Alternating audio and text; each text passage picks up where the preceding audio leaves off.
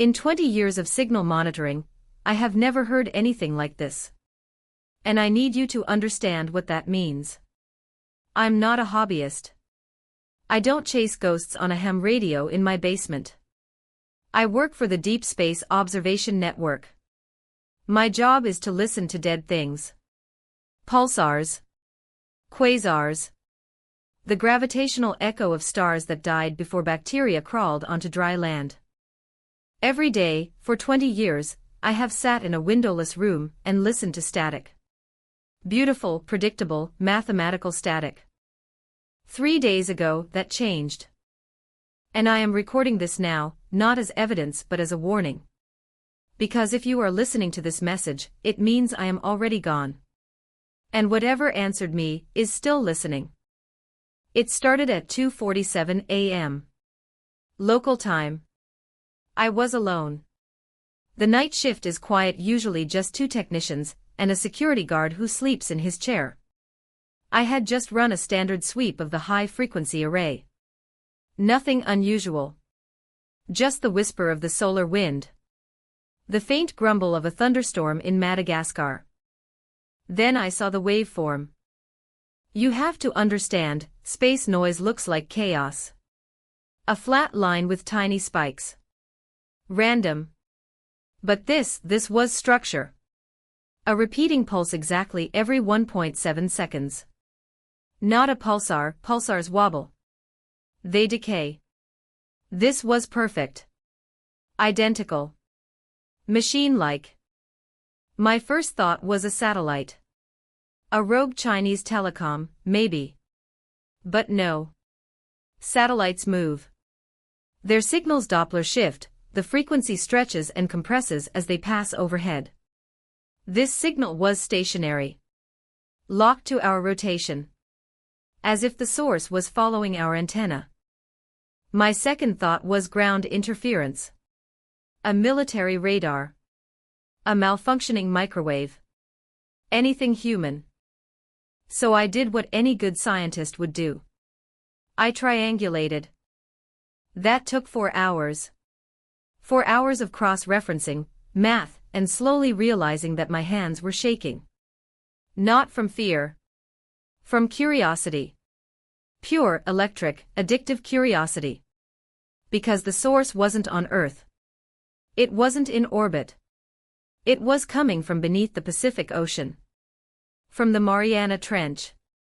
The deepest place on the planet.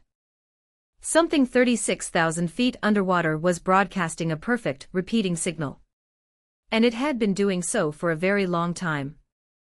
We just weren't listening. I didn't report it. Not immediately. That was my first mistake. My second was trying to decode it. The signal wasn't digital. It wasn't analog. It was geometric. Patterns within patterns. Fractals. Every time I zoomed in on the waveform, I found new details.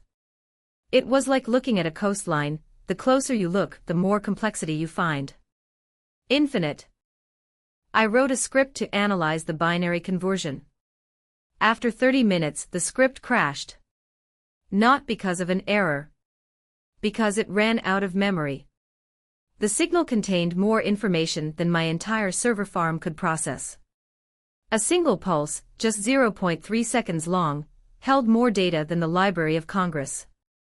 And that's when the curiosity became something else. Something I couldn't name. I started hearing it. Even when the speakers were off. The rhythm. The 1.7-second pulse. It followed me into the bathroom. Into the break room. Into my dreams. I would close my eyes and see the waveform, green lines on black, folding into themselves like origami. On the second day, I cracked a part of it. The outermost layer. The header, if you want to think of it that way. And here is what it said. Translated very roughly. Not a message. A question. How old is the dark? That's it. 6 words. Repeating in 47 different languages, including 2 we don't have names for. The signal wasn't talking to us. It was asking us. Testing to see if anyone was smart enough to answer. I shouldn't have answered. God help me, I knew I shouldn't. But the curiosity, you don't understand. It wasn't mine anymore.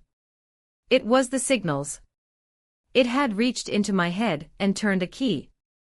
So I typed a reply, 14 billion years. Approximately. And I hit send. For 1 minute, nothing happened. I laughed. A nervous, shaky laugh. I thought, that's it. You just talked to a whale with a math problem. Then the signal changed. The pulse accelerated. 1.7 seconds became 1.2. Then 0.8. Then 0.3. By the time I reached for the emergency cutoff, it was cycling at 60 times per second, a scream compressed into a mosquito whine.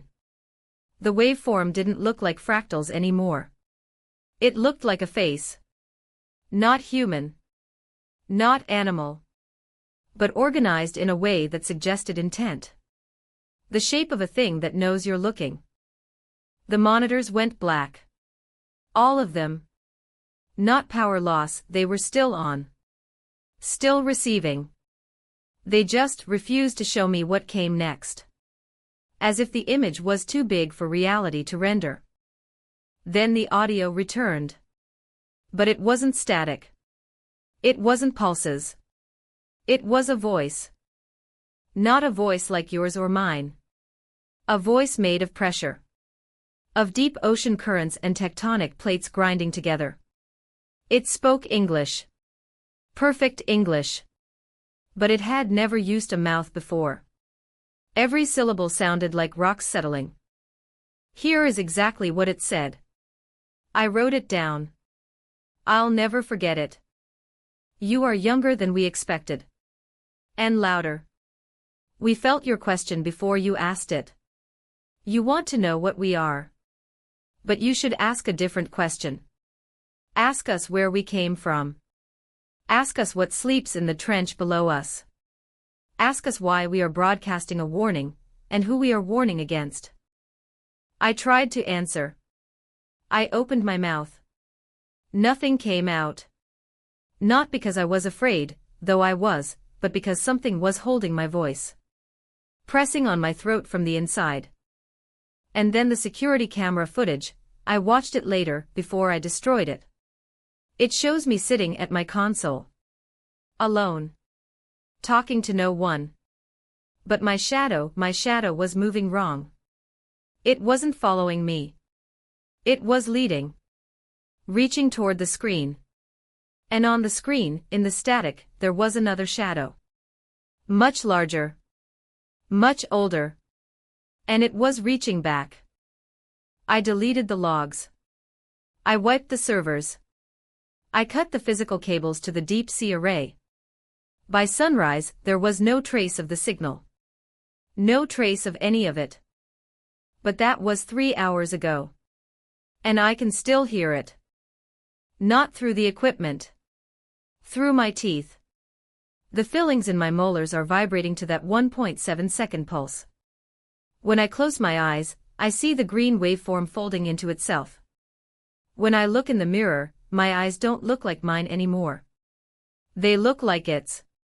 Like something is wearing my face and doing a very bad job of it. I drove to a diner.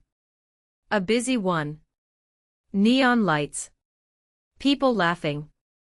I wanted to remember what normal sounded like. I ordered coffee. The waitress asked me if I was okay. I said yes. But here's the thing. She didn't hear me. No one in that diner heard me. I screamed. I stood up and I screamed at the top of my lungs, and the man in the booth next to me just kept reading his newspaper. The cook kept flipping burgers. The bell over the door kept jingling for customers who couldn't see me. I don't think I'm here anymore. Not all the way. I think when I answered that signal, I gave it something. A location. A frequency. An invitation. And now it's here, in the room with me, using my vocal cords to record this message. If you can hear this, do not try to find the signal. Do not wonder about it. Do not let the curiosity bloom in your chest like I did. Because it's not a signal. It's a hook. And something is fish. Actually, I've changed my mind. You should listen. You should listen very closely. Turn up your volume. Put the speaker to your ear. There. Can you hear it? That rhythm? That question. How old is the dark? It wants to know. It's been waiting. And now that you've heard this recording, now that the curiosity has touched you, we know where you are, too.